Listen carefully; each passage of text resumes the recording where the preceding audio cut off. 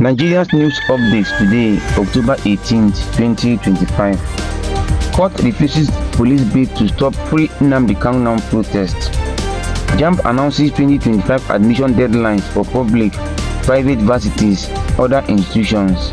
US Envoy says Boko Haram, ISIS killing more Muslims than Christians in Nigeria. Nigeria missing as IMF lists Benin Republic, Rwanda, others as Africa's fastest growing economies. FG states LG shares 2.103 trillion naira revenue in September 2025. Another coup succeeds as Madagascar's military leader is sworn in as president. Summary of the news. Court refuses police bid to stop free Nnamdi Kanu Now protest. The Federal High Court in Abuja has rejected the Nigerian police force's attempt to stop the planned protest set for Monday, October 20, 2025. The IGP Kayode sent police lawyers to block activist Sowore-led's demonstration at the Aso Rock Villa.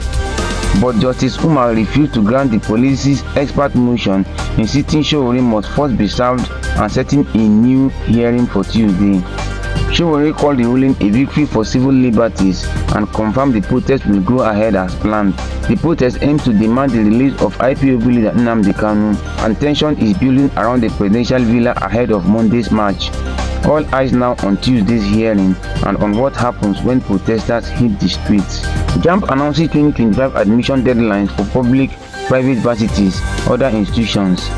The Joint Admissions and Matriculation Board has announced October 30 to December 31, 2025 as the official admission window for all Nigerian tertiary institutions.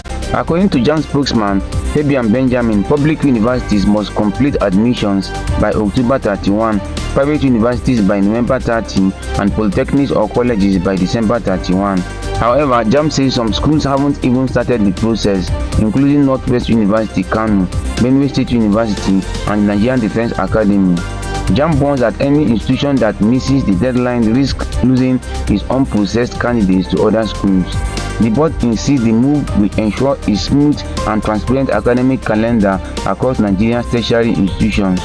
US Envoy says Boko Haram, ISIS killing more Muslims than Christians in Nigeria. The senior advisor to US President Donald Trump, Masad Boulos, says Boko Haram and ISIS have killed more Muslims than Christians in Nigeria. Speaking in a video shared by NTA, Boulos said terrorism in Nigeria isn't about religion, it's about human suffering, affecting people of all backgrounds. He praised President Tinubu's administration for taking new security steps, but urged stronger international cooperation to end the violence.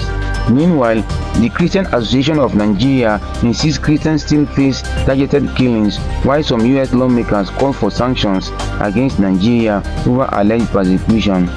Boulos, however, emphasized unity, saying Nigeria has lived in religious harmony for centuries. Nigeria missing as IMF lists Benin Republic, Rwanda, others as Africa's fastest growing economies. Nigeria, Africa's biggest economy, has once again been left out of the IMF's latest list of the continent's fastest growing economies. The IMF named Benin, Cote d'Ivoire, Ethiopia, Rwanda, and Uganda as Africa's top performers, crediting them for strong reforms and consistent economic policies. Meanwhile, Nigeria's economy is growing. The IMF projects 3.9% growth in 2025, boosted by higher oil output and investor confidence, but the fund warns growth is still below potential. FG states LGs Share 2.103 trillion naira revenue in September 2025.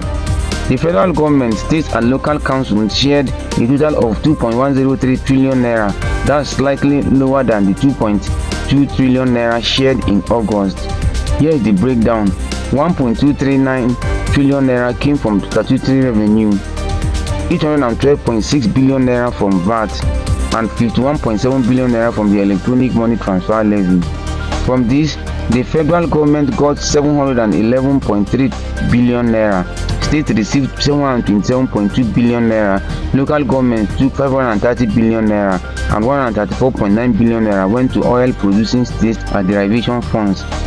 Another coup succeeds as Madagascar's military leader is sworn in as president. General Michael Rajoelina has been sworn in as president after a military coup ousted Nnamdi Rajoelina, who fled the country amid violent demonstrations over worsening economic hardships, blackouts, and water shortages. At least 22 people were killed and over 100 injured, according to the UN.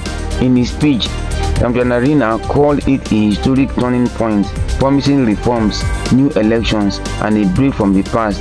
He also praised the youth movement that sparked the uprising.